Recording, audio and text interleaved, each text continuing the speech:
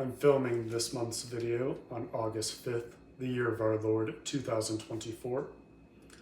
I was planning on making this month's video about HBO Max's impending Harry Potter television show. However, that will have to wait until next month's video. For this month's video, I will be talking about the highly anticipated theme park by Universal called Epic Universe, and specifically an article that was released on July 31st, a few days ago, regarding the details on the specific Wizarding World of Harry Potter section within Epic Universe. So let us begin. I'll be referring to my notes to make sure I'm pronouncing certain things right because I want to be as accurate for you, the viewer. So in the Wizarding World of Harry Potter, the Epic Universe will have, which is being opened next year, allegedly, there's going to be the French Ministry of Magic that we could experience, as seen in Fantastic Beasts, The Crimes of Grindelwald, and the British Ministry of Magic seen throughout the original Harry Potter movies. So, little details about the French Ministry of Magic that have just been released. There's going to be an attraction called Le Cirque Arcanus. It's a circus where you could walk through and see live performances, and there's going to be special effects as well as performers, just like we see in the movie where Credence is at the beginning of that film. And apparently the ringmaster Skender is going to be there, and apparently his assistant, this is a special character created just for the theme park attraction. His assistant is apparently called Gwenlyn, and I guess that's a girl's name. She's a squib.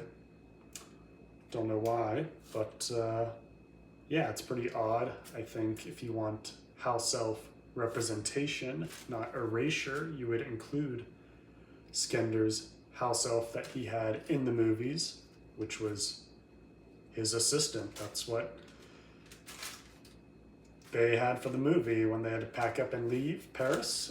He was helping him out to make things happen, and I don't know why they got to change that detail and just create a whole new character.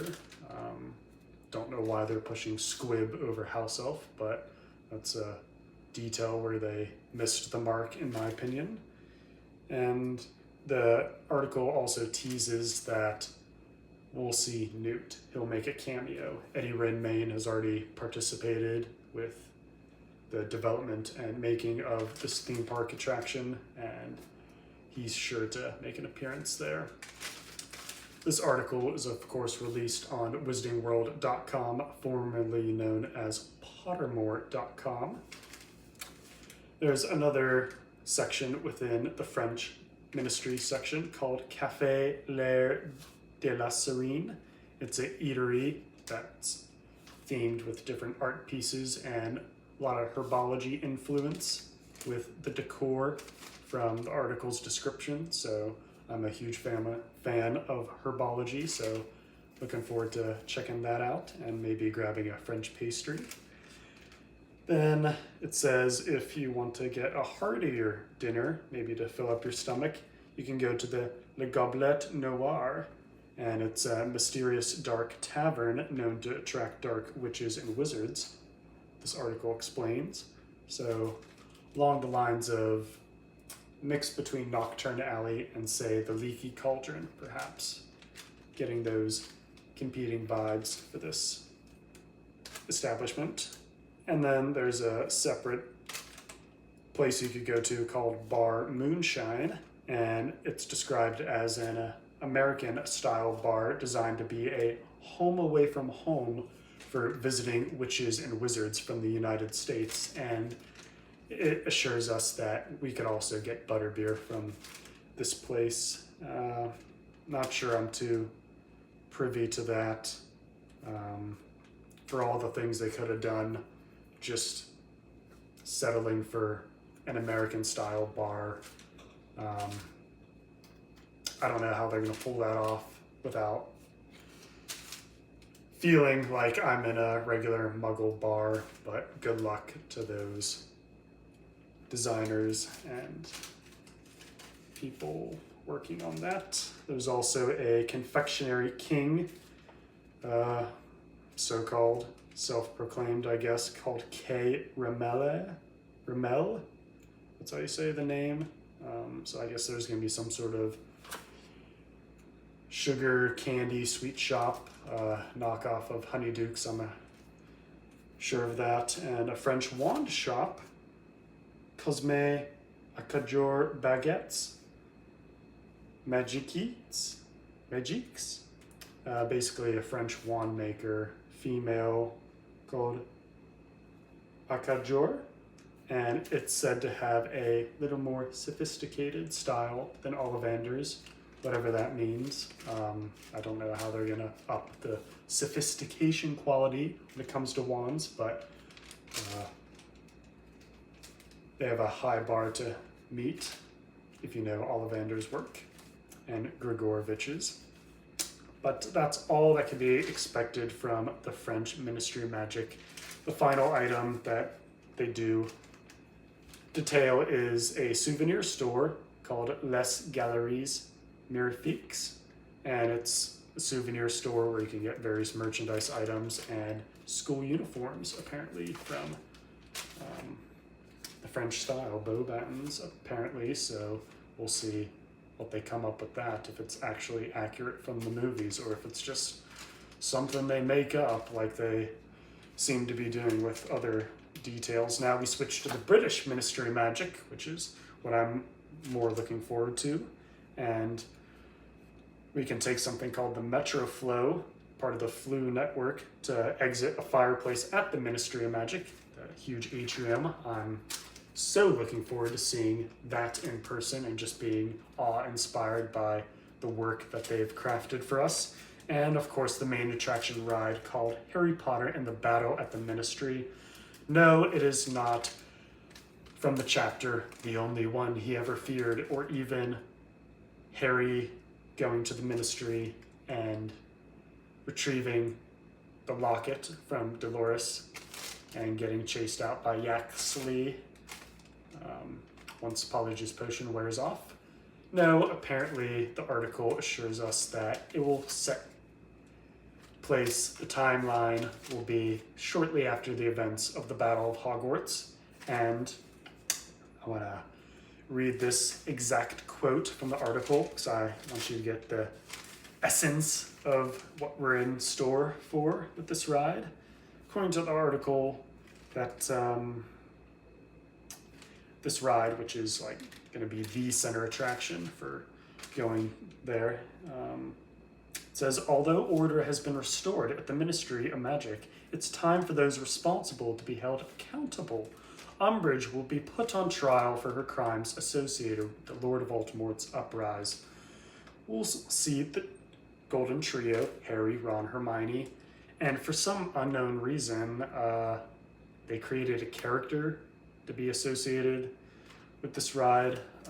It's called Higledi, which according to the article is Umbridge's former house elf. Not sure how that happened, how this house elf became Umbridge's former house elf. Even if she was prosecuted and convicted of certain crimes, she would still have ownership of this house elf, even if she resided in Azkaban or some sort of secondary prison. Don't expect them to explain to us how this house elf became her former house elf, but not sure why they're just creating characters when there's not a need for that. Even though I love house elf representation, let's try and use the existing ones that we know and love. Not excited for where this is going, but surviving Death Eaters somehow help Umbridge escape custody, and there's a terrifying plot involving time turners. Word for word from the article. Are you sold on this ride yet? Sure, not excited yet. Now it's up to you. This is how they're pitching it in this article. Now it's up to you to team up with the trio and Umbridge's former house elf, Higledi, to recapture Umbridge and sort all this sorry business out. What in the cursed child? As far as ideas that could have been pitched for a additional Harry Potter ride set at the Ministry of Magic, this is like not even scraping the barrel. This is beyond low-hanging fruit and just lazy. I mean, what are they thinking with this? I strongly question whether or not J.K. Rowling was consulted or even a part of this collaboration with the ride and the story that goes along with it. I mean, come on. Just off the top of my head, I can come up with 2 or 3 original ideas, let alone storylines from the books that we can just take and run with. Like, come on, Order of the Phoenix, even Deathly Hallows? I don't know what they're doing here, but of course, even with all the disappointing details that aren't being properly executed, that we're getting to know with this from this article, I'm still, of course, going to go to the park and check it out. I'm in no rush to do so, even though I would love to go opening day. All the freaks that have to go, and for all the wrong reasons, going to be clamoring to be amongst the first to go. I probably will wait a year or so to go myself, just for the crowds to die down and to actually enjoy the experience and myself there. Figure if you go, you're going to be realistically only going to be able to enjoy one thing with great quality, let alone the crowds just to get there and the time wait for it. So, give it time, but we'll see how all this turns out. I think that's it. Oh yeah, there's also a shop. It's called the Tour and Flow. Don't know how they picked that name. Couldn't be a more appealing shop name than that, I'm sure. But it's a shop on the British Ministry of Magic side, and various merchandises can be found. And apparently, there's a new Aura clothing line that could be available for purchase at this place.